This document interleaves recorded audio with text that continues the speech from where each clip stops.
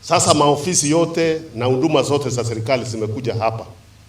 Saa hii tumeenda kuona progress ya ujenzi wa hii Mariculture Center ambayo tumekubaliana inaisha lini? Mwezi wa April, na president alikuja hapa akasema injengwe hapa. Hiyo ndio itakuwa center ile kubwa ambayo inashughulikia mambo ya usalishaji wa fisheries, samaki. Saa hii kuenda kuvua huko ndani, wakati mwingine kule mnafika competition imeanza kuwa reduced. Sasa mbeu yote itakuwa hapo. Hapo mbeu yote ya fisheries yote ile mnahitaji pande hii itakuwa center hapa Shimoni, si ndio? Training yote ya mambo ya uvuvi, mambo ya fisheries, nini yote, utaalamu huo wote, resource center inajengwa hapo kubwa, iko hapa.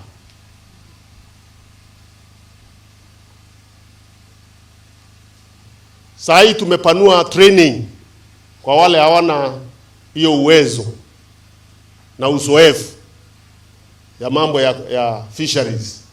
Tumeanza training, ilianza mwaka huu. Saa hii watu wametrainiwa 1800. Tumesema mwaka huu tunataka training ya 2000 people every year. Na sio kufunza wewe tu mambo ya kufishi hapa kidogo hapa kwa kona hapa. Hii bahari ni kubwa. Kubwa, bahari ya Kenya, kubwa sana. Ukilinganisha na ardhi ya Kenya, hii bahari iko 41% ya ardhi ya Kenya. Ile bahari ya Kenya sasa simaanishi bahari ya kimataifa. Ile inaitwa Exclusive Economic Zone.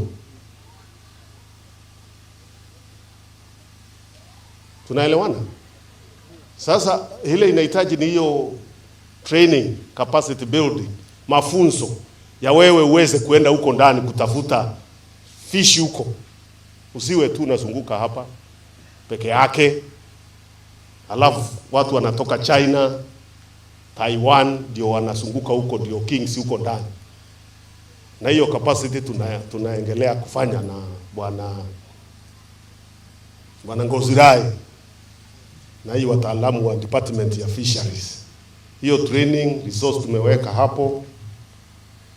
Saa hii tuna complete pia research ya hii zend kujua tuko na fishery kiasi gani, ndio tuweze kukubaliwa na zile mashirika ya kimataifa kwa njia ya kuitumia na kusaidia Kenya iendelee na kusaidia pwani iendelee. Hiyo research stock assessment inaendelea, karibu ikamilike. Inatuonyesha hiyo bahari iko na fishi wengi, wanakaa huko mpaka wanakufa kwa uzee. Na hiyo ni kweli, wanakaa wanakufa, hakuna mtu wakuwa. Saa hiyo tunabishana nani sijui nini, sijui nani wapi, sijui nini. Tunabishania mambo mandogo ambao hayatatupeleka mbele.